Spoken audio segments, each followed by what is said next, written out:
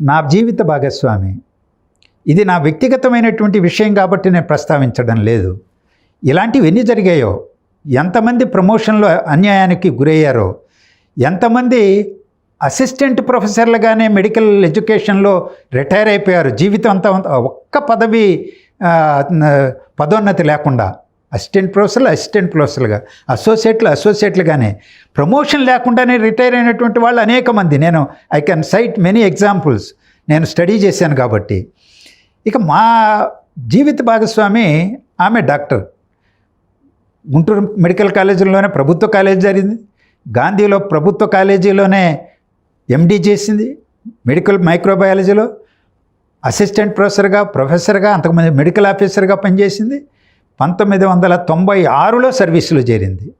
ఆమె కంటే జూనియర్స్ సర్వీసులో చేరిన వాళ్ళు అనేక మంది ప్రిన్సిపల్స్ అయిపోయారు.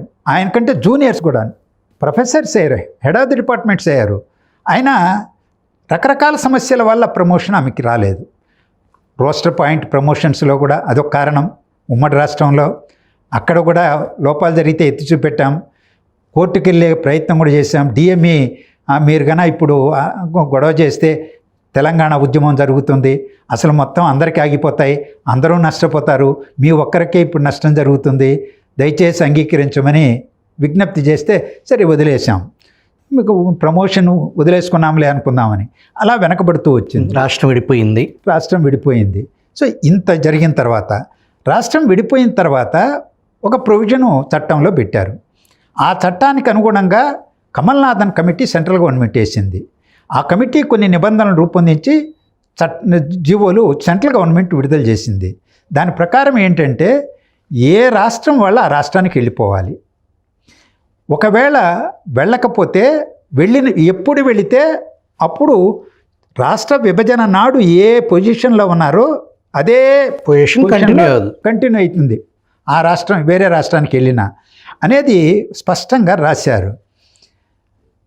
మా మిస్సెస్ ఆంధ్రప్రదేశ్ వచ్చేసింది, ఇక్కడే ఉంది. కొంతమంది రాలేదు, కోర్టుకు వెళ్ళారు. కోర్టుకు వెళ్తే అక్కడ కోర్టు స్టే ఇచ్చింది, స్టే మీద కొనసాగుతున్నారు. ఈ జడ్జిమెంట్లు చాలా కాలం పడుతుంది కదా. ఈలోపు తెలంగాణలో స్టాఫ్ తక్కువ కాబట్టి ప్రమోషన్లు కూడా వాళ్ళకు వచ్చినాయి. ప్రమోషన్ల జీతాలు తీసుకున్నారు, అనుభవించారు. ఫైనల్ తీర్పు తెలంగాణ హైకోర్టు రిజెక్ట్ చేసింది. మీరు ఇక్కడ ఉండడానికి లేదు, మీరు వెళ్ళిపోవాల్సిందే సొంత రాష్ట్రానికని. సో ఆంధ్రప్రదేశ్కి రావాల్సినటువంటి అనివార్య పరిస్థితి ఏర్పడింది. ఇక్కడ అంతకుముందే ఆంధ్రప్రదేశ్లో 2021-22 ప్రమోషన్ ప్యానల్ తయారు చేశారు. ఆ ప్యానల్లో ప్రమోషన్లో మా జీవిత భాగస్వామి డాక్టర్ కొల్లి ప్రశాంతి, మూడో పేరు. DME director of medical education approve చేశాడు, ప్రిన్సిపల్ సెక్రటరీకి ఫార్వర్డ్ చేశారు రికమెండ్ చేస్తూ. జీవో ఇష్యూ చేయడమే తరువాయి. ఆ సందర్భంలో ట్రాన్స్ఫర్స్ ముందు చేద్దాం, తర్వాత ఇది చేద్దాం, ప్రమోషన్లు జీవోలు ఇద్దామని చెప్పి నిర్ణయించుకొని దీన్ని అబయన్స్లో పెట్టి ముందు ట్రాన్స్ఫర్ చేశారు. 3 నెలలు 2 నెలలు అయిపోయింది. ఈలోపు తెలంగాణ కేసు జడ్జిమెంట్ వచ్చింది. జీవో ఇవ్వాల్సినటువంటి తరుణంలో ఆగిపోయి పెండింగ్ పెట్టినటువంటి వీటిని జీవోలు ఇవ్వకుండా ఆ తెలంగాణ నుంచి వచ్చినటువంటి వాళ్ళకి వీళ్ళని పక్కన పడేసి వాళ్ళకి ఇచ్చేశారు. తెలంగాణ నుంచి వచ్చిన వాళ్ళకి ప్రమోషన్, వాళ్ళకు ప్రొఫెసర్షిప్ ఇచ్చేశారు ప్రొఫెసర్గా. ఈ మొన్న కాలేజీలోనే ఆమెని అపాయింట్ చేశారు. ఈమెకి స్థానం ఖాళీ లేదు. ప్రమోషన్స్ ఎంత దుర్మార్గంగా ఉన్నాయంటే లోపభూయిష్టంగా ఆంధ్రప్రదేశ్లో కానీ తెలంగాణలో కానీ ఏ డిపార్ట్మెంట్లో ఖాళీ పడితే ఆ డిపార్ట్మెంట్లోనే ప్రమోషన్ అప్పుడే వస్తుంది. వాళ్ళకి వెనక చేరినా ముందు చేరినా సీనియారిటీతో సంబంధంలే, వాళ్ళు పనిచేసే విభాగంలో డిపార్ట్మెంట్లో ఖాళీ అయితేనే ప్రమోషన్ వస్తుంది. ఖాళీ లేదు, మీకు ఇవ్వలేము, ఇది చేశారు. ఇదేం అన్యాయం. జీవో ఇష్యూ చేయాల్సింది సందర్భంలో ఎలా చేస్తారని పోయి అడిగితే ఇది తప్పే. ఎవరిని అడిగారు? డిఎంఈ దగ్గరికి వెళ్ళాను. ఆనాడు రాఘవేంద్రరావు గారు డైరెక్టర్ ఆఫ్ మెడికల్ ఎడ్యుకేషన్. నేను ఆయన్ను అంతకుముందు ఎప్పుడు కలవాల, మొదటిసారి కలిసా. మా మిస్సెస్ని తీసుకొని వెళ్ళి కలిసా. ఆయన చాలా తెలిసిన వాడిగా మాట్లాడాడు. ఏంటి మీరు ఎక్కడున్నారు, ఎక్కడ ఇంతకుముందు అంటే, మీరు నాకు బాగా తెలుసు అండి, టీవీలో చూస్తుంటాను, అవి మీ డిబేట్స్ అంటే నాకు ఇష్టం అన్నారు. మీరేం చేశారు విద్యార్థి దశలో అంటే నేను ఒక వామపక్ష విద్యార్థి సంఘంలో పనిచేశాను, అది కూడా ఎస్ఎఫ్ఐ అని కూడా చెప్పారనుకోండి. చెప్పి నేను కాకినాడ మెడికల్ కాలేజీలో చదువుకున్న రోజుల్లో మీరు AISF state leader, all India leader అని చెప్పారు. ఒక 30 గంట ఇతర కబుర్లు కూడా మాట్లాడారు. నేను చాలా నిజాయితీపరుడు, అంత బాగుంది అని అనుకున్నాను. ఆ రోజు మరి ఇలా చేయడం తప్పు కదా అంటే హీ అగ్రీడ్, ఆన్ రికార్డ్ చెప్తున్నా, he agreed it is a mistake, కానీ ఐఎమ్ హెల్ప్లెస్ అన్నారు. తర్వాత అదే వ్యక్తి అవినీతిలో విచారణ జరిగింది, ఆయన డిఎంఈ నుంచి సస్పెండ్ చేశారు, వేరే వాళ్లకు ఇచ్చారు, అదొక కథ. కానీ ఆ స్థాయిలో జరిగింది కాదు మా కేసు, ప్రిన్సిపల్ సెక్రటరీ ఆఫీస్ నుంచి వచ్చింది.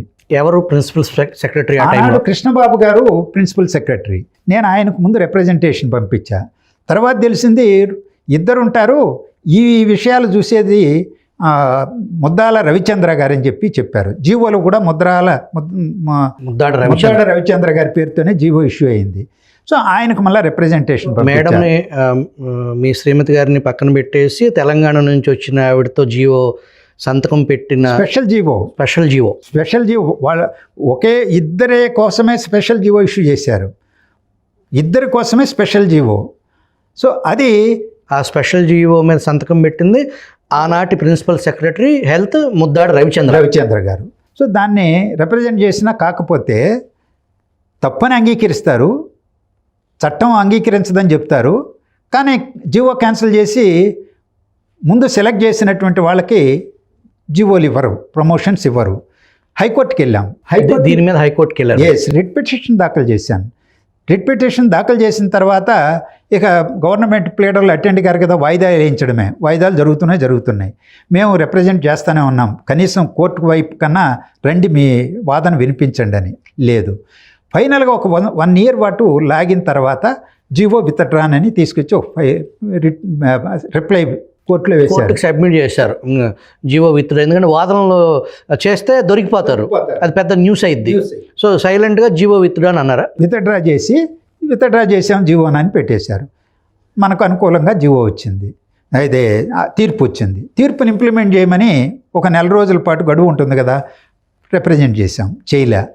ఈలోపు ఏం చేశారు, ఈ 1 రోజులు స్పెషల్ సర్క్యులర్ ఒకదాన్ని ఇష్యూ చేశారు. జీవో కాకుండా సర్క్యులర్ డిఎంఈతో చేయించారు. సీనియారిటీని తమ్మిని బమ్మిని చూస్తూ వెనక ముందుకు మారుస్తూ ఒకటి చేశారు. ఇదేంది అని వెంటనే మళ్ళా రిప్రజెంట్ చేశాం. చేస్తే వాళ్ళు తల్లాడించారు. వెంటనే రెండవ రిట్ పిటిషన్ హైకోర్టులో దాఖలు చేశాం.